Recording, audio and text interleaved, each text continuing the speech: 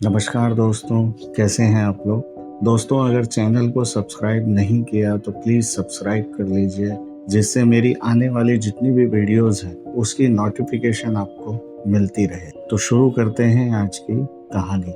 दुनिया की सबसे महंगी चोरी, वो इसलिए कि इस चोरी में 900 करोड़ रुपए, 1976 की मैं बात कर रहा हूँ। 1976 में ये चोरी हुई थी। उस समय 900 करोड़ रुपए इंडियन रुपी में वो वैल्यूएशन, अगर मैं इंडिया की बात करूं तो 900 करोड़ रुपए की चोरी हुई थी। तो ये अपने आप में बहुत बड़ी चोरी थी। उस समय मीडिया में फ्रंट पेज पे इसके चर्चे थे। एक शख्स था जिसका शौक था फोटोग्राफी। अब फोटोग्राफी नहीं चली तो उसका जो दूसरा शौक है वो बना जो खजाने, पुराने जितने भी खजाने होते हैं उसके बारे में पता लगाना, उसके बारे में जो जानकारियां हैं वो इकट्ठी करना। तो इस शख्स को फोटोग्राफी के बाद इस दूसरे अपने शौक में भी कोई कामयाबी नहीं मिली। उसे कोई खजाना कभी नहीं मिला। अब इसके बाद उसने ऐसी बैंक रॉबरी कर डाली जिससे पूरी दुनिया हैरान थी और लाइमलाइट में इसी का नाम था। फ्रंट मीडिया के फ्रंट पेज पे इसका नाम था और जो इसने चोरी की थी वो अब तक की सबसे बड़ी चोरी मानी जाती है पूरे दुनिया की। और तो और जब ये चोर पकड़ा जाता है तो जज को कैसे बेवकूफ बना के और वो भाग जाता है कोर्ट से, और उसके बाद वो जिंदा कभी पुलिस के हाथ नहीं आया। ये कहानी है फ्रांस के एक शख्स की जिसका नाम था एल्बर्ट। फ्रांस के नीश एक शहर में वो रहता था। उस शहर में एक बैंक हुआ करता था। बैंक का नाम था सोसाइटी जनरल बैंक।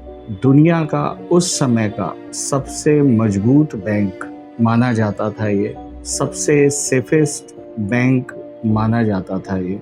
आइए थोड़ा सा जान लेते हैं इस बैंक की बनावट के बारे में। तो इस बैंक की बनावट ऐसी थी कि उसकी चार दीवारी से लेके और छत के बीच में भी पूरा का पूरा प्योर स्टील का एक शीट लगा था, काफी मोटा।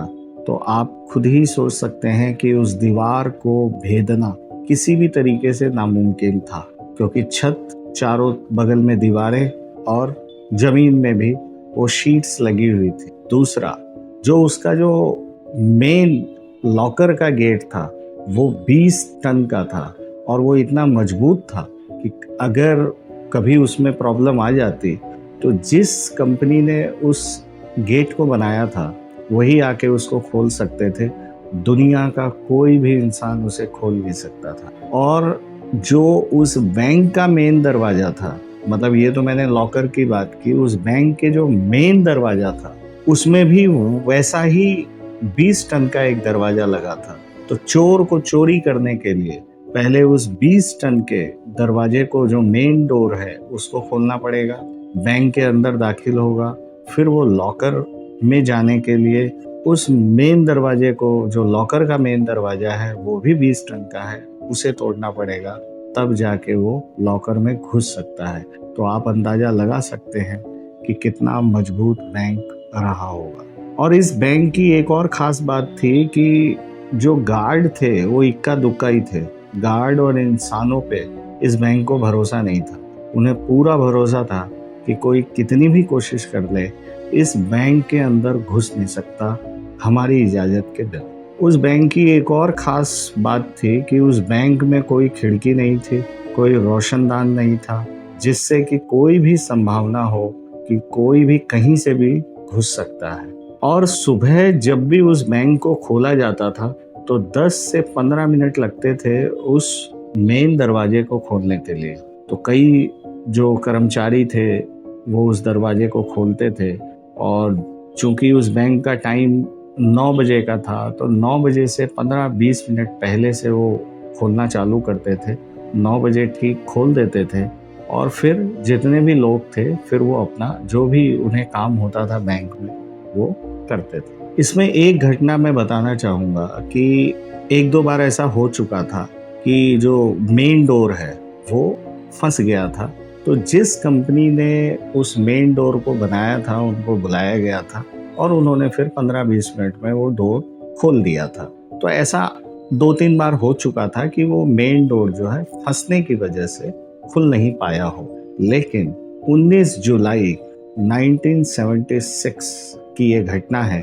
उस दिन भी वो डोर लॉक हो गया और बाहर जो कस्टमर्स हैं, जो बैंक के कस्टमर्स हैं, उनकी पूरी लाइन लगी हुई है। वो लोग इंतजार कर रहे हैं कि कब बैंक का दरवाजा खुले और हम अपना पैसा निकालें या फिर जो भी काम करने के लिए आए हैं वो कर सके। खैर, इस दिन भी 19 जुलाई को कर्मचारी पहुंचे, बैंक का दरवाजा खोलने की कोशिश की। लॉक होने की वजह से काफ़ी देर हो रही थी। फिर उन्होंने थक हार के जिस कंपनी ने वो डोर बनाया था उसके कर्मचारियों को कॉल किया जाता है। वो लोग पहुंचते हैं, वो भी काफ़ी कोशिश करते हैं लेकिन वो डोर नहीं खोल पाते। इधर जो है, जो कस्टमर्स हैं वो बेकाबू होते हैं, उनको समझाया जाता है और फिर वापस से उस दरवाजे को खोलने के लिए लग जाते हैं कर्मचारी।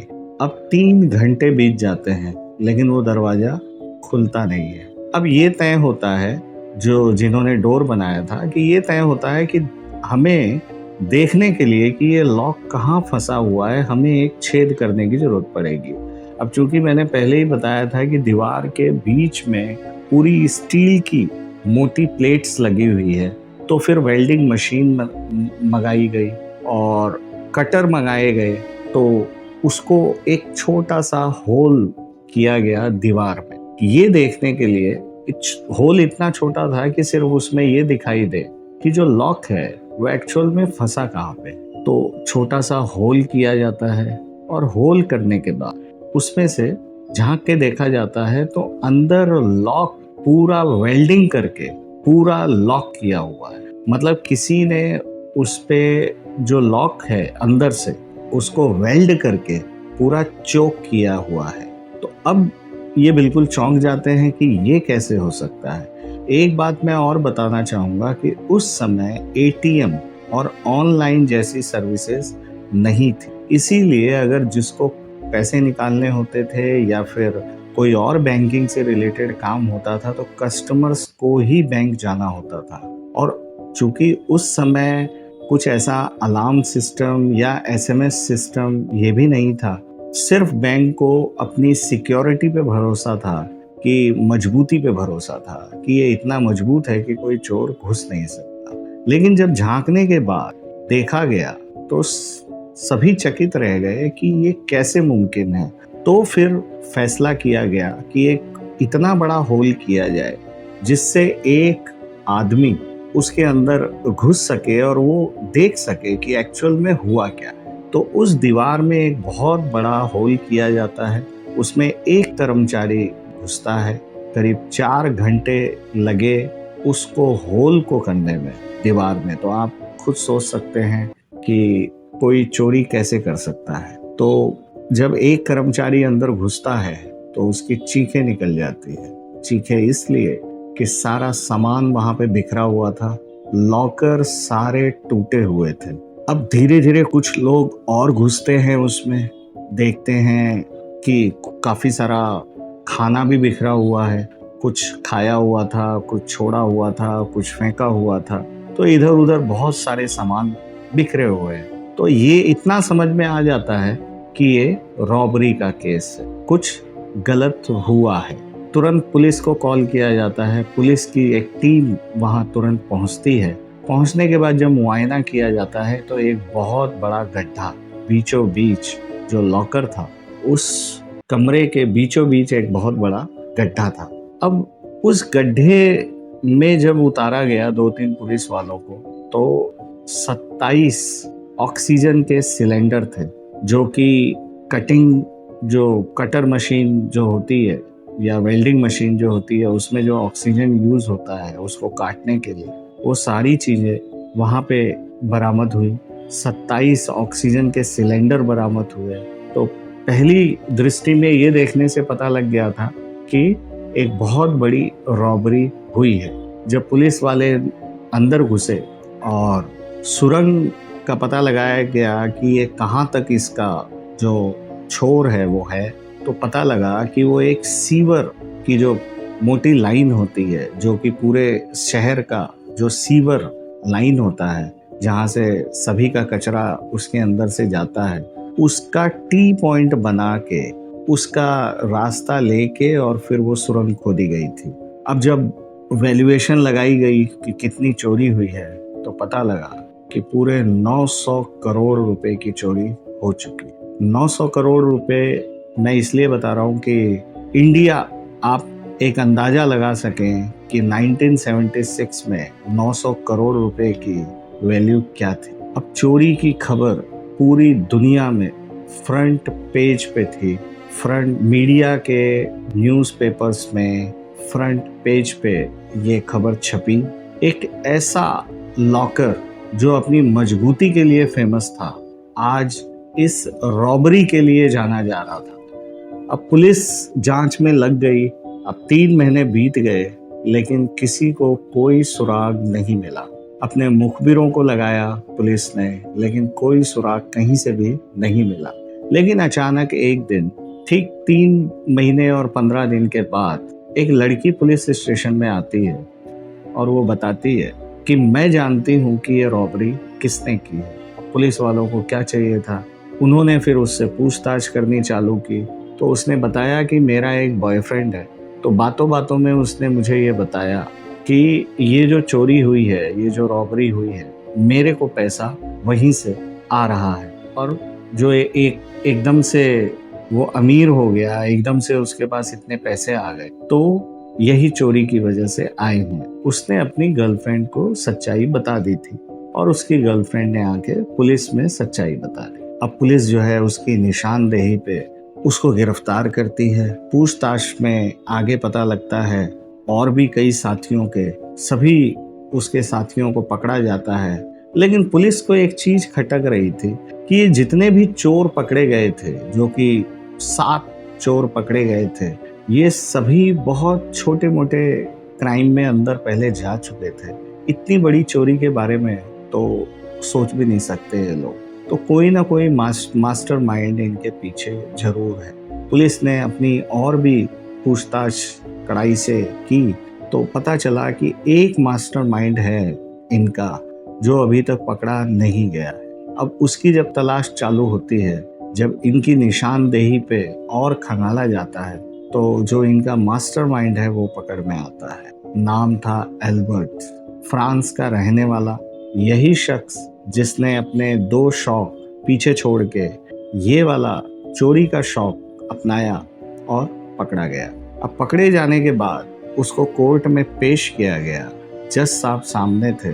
उन्होंने पूछा कि 900 करोड़ की चोरी हुई है, वो पैसे कहाँ हैं? तो अब उसने पहले तो चीज़ों को घुमाया।